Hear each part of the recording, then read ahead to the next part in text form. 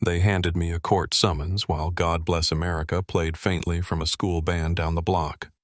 Names Ray Kessler, 74, retired groundskeeper, and the envelope crinkled like it knew.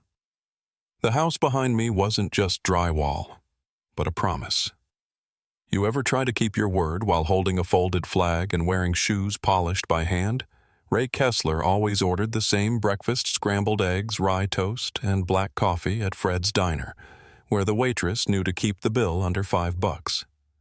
The bell over the door gave a tired chime as Ray stepped inside, brushing a few amber leaves off his coat before hanging it on the rack near the entrance. The place smelled like hot griddle grease and coffee that had been brewing since dawn. A radio hummed softly from behind the counter, some country tune from decades ago, and the heater under the front window rattled to life with a low groan. It was early November in Elkwood, Missouri, and the wind outside bit through even the thickest of jackets. Fred raised a hand from behind the grill without turning around. "Seat yourself, Ray. Coffee's fresh." Ray slid into the corner booth, the one with the cracked red vinyl and the best view of Main Street. The waitress, Bonnie, who had known him for years, brought over a steaming mug and a menu she knew he wouldn't open. Same she asked. He nodded with a tight smile. "You bet." At the table across from him, a mother tried to calm her toddler as he squirmed in the booth, reaching wildly toward the napkin dispenser. Ray stood crossed the narrow aisle and gently eased the metal holder toward the child, offering a fresh paper napkin with a wink. The boy beamed. Bonnie chuckled. "Still the neighborhood scout leader, huh?" Ray settled back into his seat. Hard habits. Fred came over with a plate in hand. "You see the flyers?"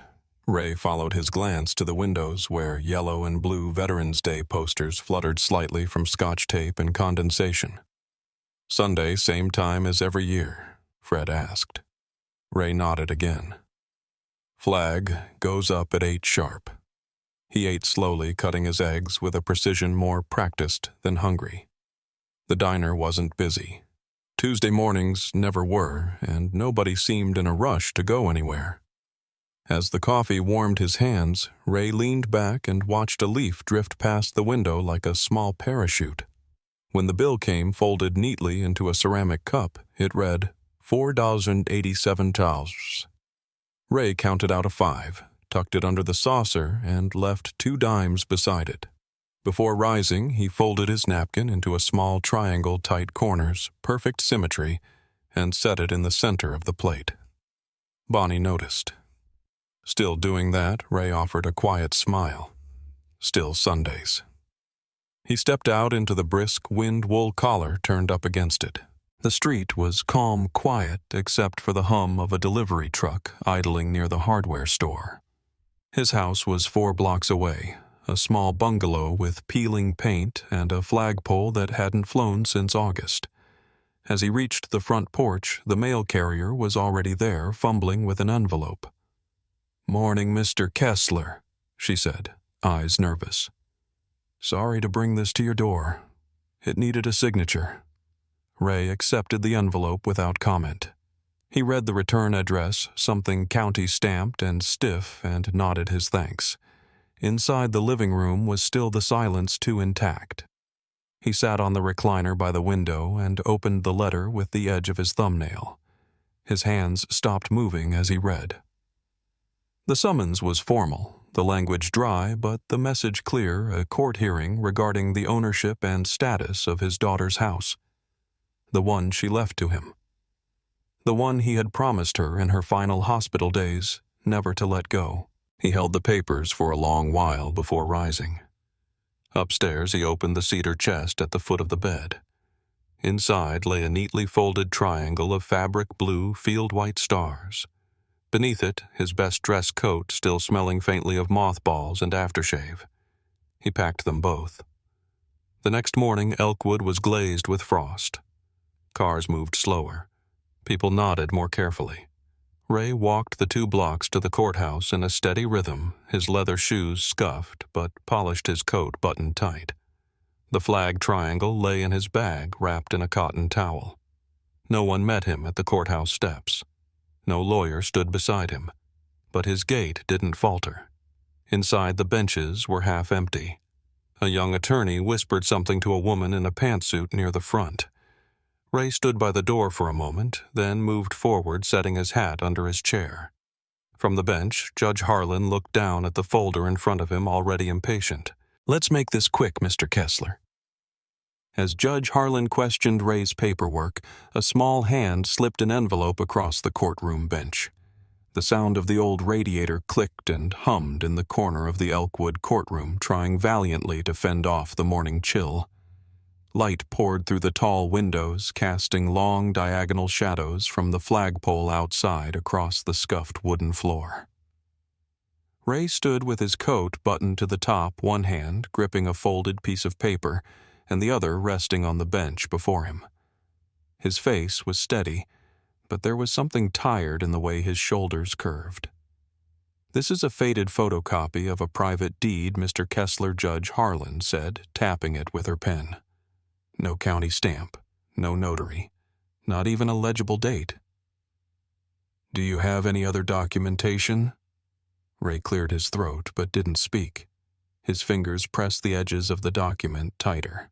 The triangle-shaped flag sat in a clear plastic bag at his feet, tucked beside the chair where he had left his hat.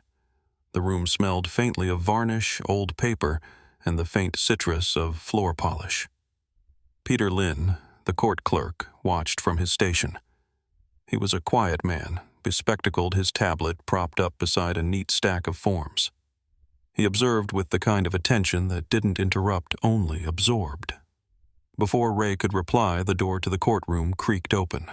A rush of cold air slipped in as a small figure stepped carefully inside. Emily wore a faded green coat and pink mittens, the kind with tiny white stars sewn into the fabric.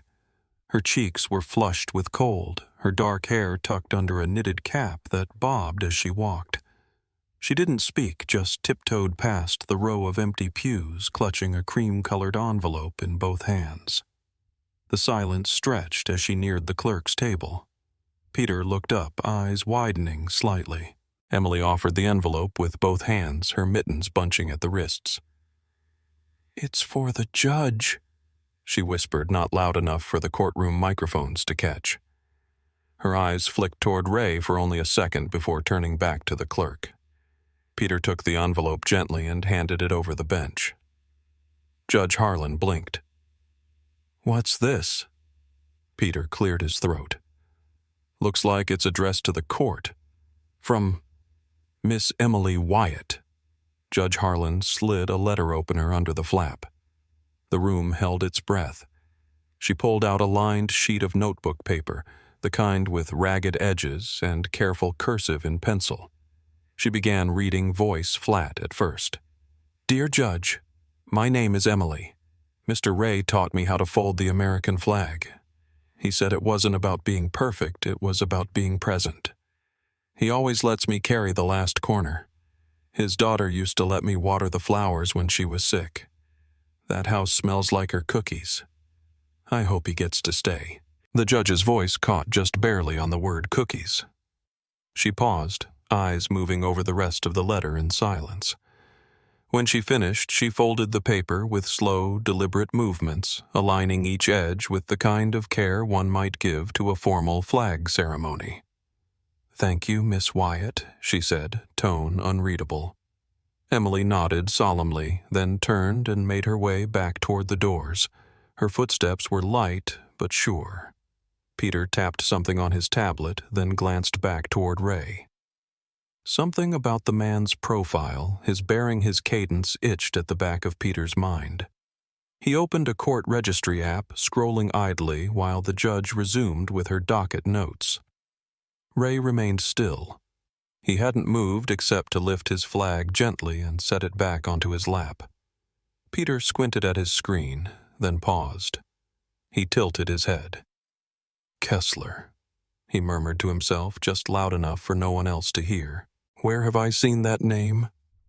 The silence before a ruling often tells you more than the ruling itself. The blinds sliced the midday sunlight into thin bars of gold across the Elkwood courtroom. Outside, faint notes of a school band's rendition of America the Beautiful floated in on the breeze through the drafty old windows. The radiator had gone quiet again, but the hush inside wasn't from mechanical failure. It was the kind of hush that settled when people sensed something about to shift. Ray sat motionless at the same table, his battered leather shoes freshly polished by hand, their shine dulled only by the courtroom dust. In front of him, next to the folded triangle of flag enclosed in its clear plastic sheath, lay a black and white photograph. It was small, its edges curled, but the image was crisp. A young woman in military uniform, eyes, fierce, smile, gentle. His daughter. The only person who ever called him Dad and meant it like a promise. He had placed the photo carefully, reverently, just as he'd always folded the flag, not for perfection, but for presence. Judge Harlan shifted in her chair, tapping a pen softly against her docket. Her lips pursed her brows, drawn together in a knot that had been slowly tightening over the last half hour. On the bench beside her, Peter Lynn typed quietly on his tablet. His expression was unusually distracted, each keystroke slower than the last. The judge adjusted her papers. Mr. Kessler, if you have any closing statements regarding your occupancy of the property in question, now is the appropriate time. Ray looked up, meeting her gaze. His face was calm, but there was a distant weariness in his eyes, the kind earned by men who carried history more than memory. He said nothing. Just a slight shake of the head. Then he glanced at the flag, his hand resting gently on the plastic covering. Peter's stylus paused mid-stroke. He set it down with a faint clink and stood. Your Honor, with respect. I need to step out briefly. I won't be long. Judge Harlan gave him a tight nod without lifting her head from her paperwork. Make it quick, Mr. Lynn. Peter exited swiftly, leaving the heavy door to fall shut behind him with a muted thump. Out in the hall, he pulled a phone from his pocket, not the county-issued one, but a slim, unmarked model. He stepped to the far end of the corridor away from the bailiff's line of sight and pressed a sequence of numbers. This is Lynn, he said quietly. It's him. I think it really is. On the other end, the voice was clipped and alert. You're certain he used to go by Staff Sergeant Raymond Kessler, 101st Airborne. Disappeared from federal visibility in '09 after his daughter passed. But the tone, the gait, the name, it matches the internal archive. The Elkwood address flagged once in 2012. The line was silent for a beat. Then I'm authorizing transfer. Someone's en route. Keep the court in session. Peter ended the call, pocketed the phone, and stood still for a moment under the faded portrait of President Ford hung near the clerk's desk. Then he returned, pushing open the courtroom door just as the judge cleared her throat. Inside, the murmurs had begun. Not words exactly, but the shifting of feet.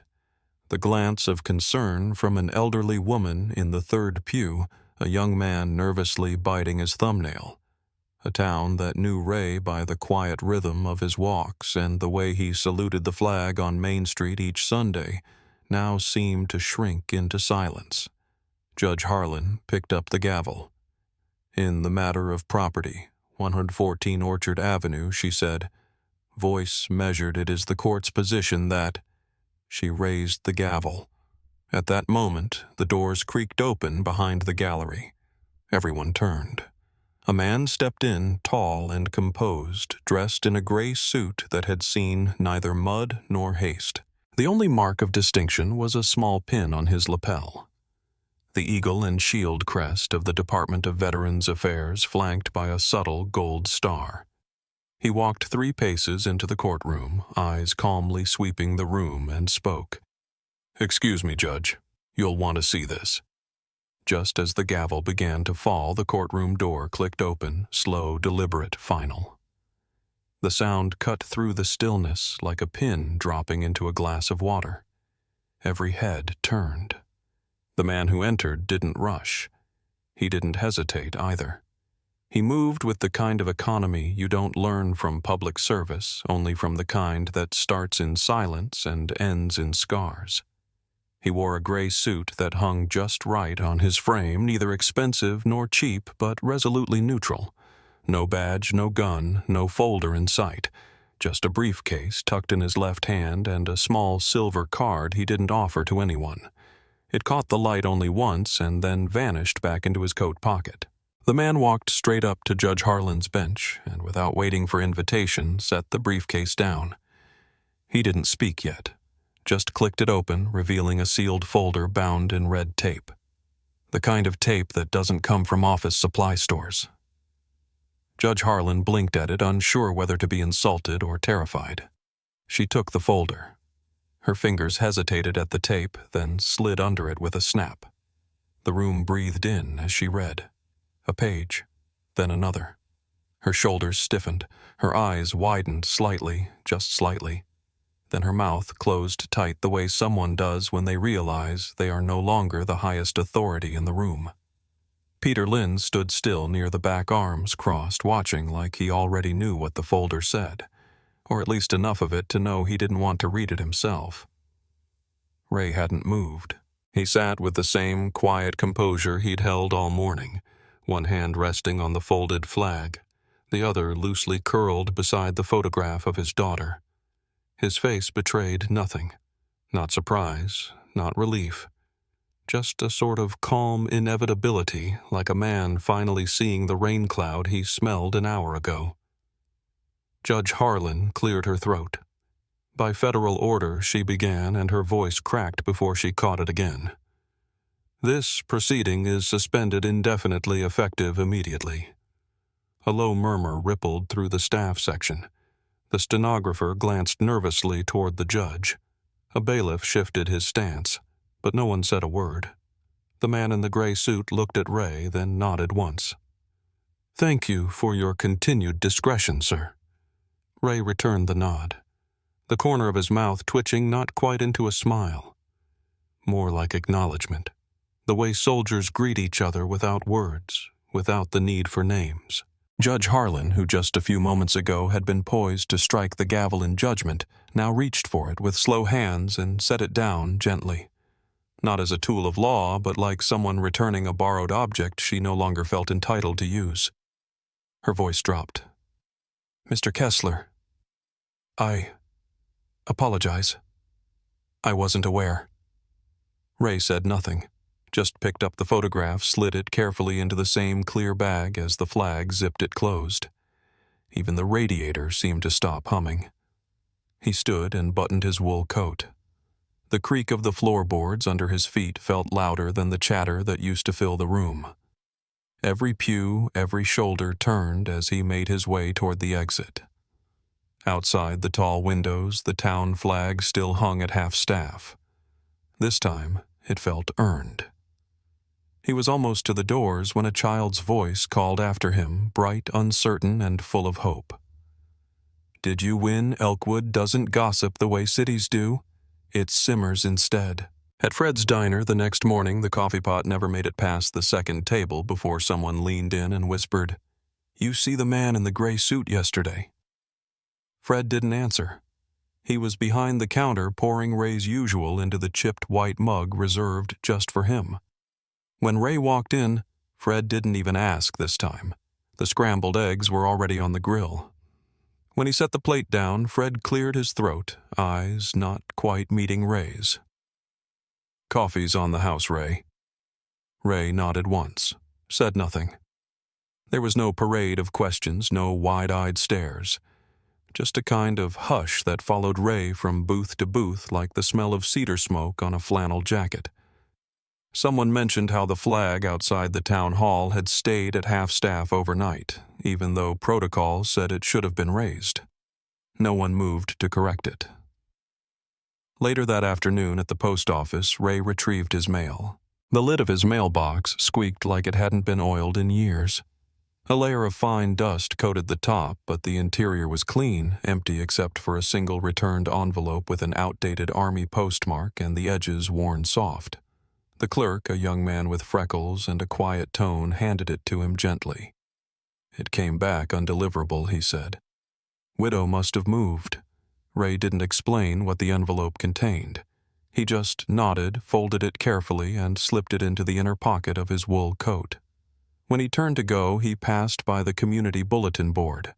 A flyer for Veterans Day had been updated with a new line at the bottom: "Honor the ones who never asked to be." The sun was dipping low when he returned home. The leaves skittered across the sidewalk like shy children. On the porch, 3/4 had been left on the flagstone payment for something no one asked him to do. Ray scooped them into his hand, looked out at the empty street, and then up at the modest wooden sign now staked at the edge of his yard. Kessler Lane. The letters were carved, not painted. No ceremony had accompanied it. Just the small, quiet gesture of recognition Elkwood specialized in. Subtle, earnest. Across the street, the VFW hall lights flickered on. Inside, a group of men in ball caps and windbreakers crowded around a table. Someone unrolled a brittle map. One traced a finger along a ridge in North Korea and muttered, "Kessler." "Yeah. I think that was the guy who pulled Wallace out under fire. Didn't say a word about it back then." Another nodded. "He's the one who fixed Mrs. Donnelly's fence after that storm last year. Did it while she was at the grocery store. Left no note. No one used the word hero." That evening, Emily sat cross-legged at the bottom of Ray's porch steps, her mittens resting in her lap. She didn't ask questions either, just looked up at the signpost with a solemn kind of awe. As Ray stepped outside, brushing the screen door aside with his shoulder, she stood abruptly, turned to face the sign, and raised both hands in an earnest salute. Ray paused mid-step, watched her, the twilight catching on the little star patches sewn into her mittens. He stood next to her without saying a word. Emily didn't drop her salute until the last glow of sun slipped beneath the rooftops. That night, just before locking the door, Ray noticed something new in the mailbox. No stamp, no return address. He brought it inside, sat at the kitchen table, and slit the envelope with a careful hand. Inside was a single slip of paper. No official letterhead, no seal, just a typewritten sentence in clean black ink. "You were seen." On Veterans Day, Elkwood had its usual parade flags, kids, a slow fire truck. Ray stayed home. The sun hadn't risen all the way yet when Ray stepped onto his front lawn. The air held the kind of chill that made your breath show, and the grass, still damp, kissed the soles of his worn shoes. The leaves had stopped fluttering days ago now, pressed flat and silent into the sidewalk like old photographs. Emily was already there, her jacket zipped up to her chin, eyes wide and steady. She held out the flag without a word. Ray took it gently, folding each crease with the same care he'd shown every Sunday for years. Emily mirrored him slower, but focused, biting her lower lip each time their hands met in the middle. Triangle, fold. Triangle, fold. At the final tuck, she looked up. "You don't salute a person," Ray had once told her long ago when she was still too shy to speak in full sentences. "You salute a promise." When they finished, Ray placed the folded flag back into its clear bag and set it on the porch chair next to him. Emily climbed onto the top step and sat beside it, mittened hands in her lap. The distant drumbeat of the parade drifted up the street, not loud, not close, just the kind of noise that knew it wasn't meant to be more than it was. A fire truck eased by, slowly, red and chrome muted by morning haze. A pack of local kids waved paper flags from a hay-covered trailer. Someone played taps from a second-story window off-key, but brave. Ray didn't stand. He watched from the porch, one elbow resting on the armrest. His face unreadable except for the stillness. He didn't wave, didn't cry. When the last float passed, the neighborhood didn't return to silence. Instead, people began to peel away from the end of the procession, not in a line, not in a crowd, just small groups and single figures, feet crunching over leaves as they moved slowly toward Kessler Lane. Fred was the first. He walked up the path in his old Marine jacket, laid a torn diner receipt on the bottom step, and nodded once. Then came the postman, placing an unused envelope beside it. The waitress from Fred's diner followed, tucking a folded napkin into the crook of the railing, blue ink visible in its crease. "Thank you." A young boy from the corner house placed a plastic toy Jeep at the edge of the porch. Then came others. A woman Ray had fixed a roof for a decade ago, an old man with a Vietnam ribbon, a mother carrying a patchwork square sewn from her late brother's uniform. No one spoke. Some didn't even make eye contact, just stepped forward, left something, and stepped back. By the time the noon sun slipped through the bare branches, the foot of Ray's steps looked like a silent altar coins. Paper fabric, brass buttons, even a sprig of rosemary. The Kessler Lane sign had been replaced. It now stood bolted to an iron post engraved deep and clean, sealed in place by city vote. It didn't glint in the sun, it absorbed it. Ray opened the screen door, stepped out, and looked down at the crowd. No one clapped. No one cheered. They just stood, hands in pockets, eyes steady, breaths visible in the late autumn air. Ray raised his hand to his chest. One slow motion, then lowered it. Emily leaned into his side, barely a whisper, as she said, "I think they see you now, Mr. Ray." He smiled faintly. "Maybe. Doesn't matter much. I always saw them. Sometimes the quietest lives leave the deepest echoes." In a town that once overlooked him, Ray's steady hands, folded flags, and quiet courage became the measure of something far larger than recognition. True kindness doesn't wear medals or seek applause. It just keeps showing up one small act at a time. Like a porch light left on in the dark, goodness has a way of guiding us home. And if this story found a place in your heart, perhaps let it travel further. There may be someone nearby still waiting to be seen.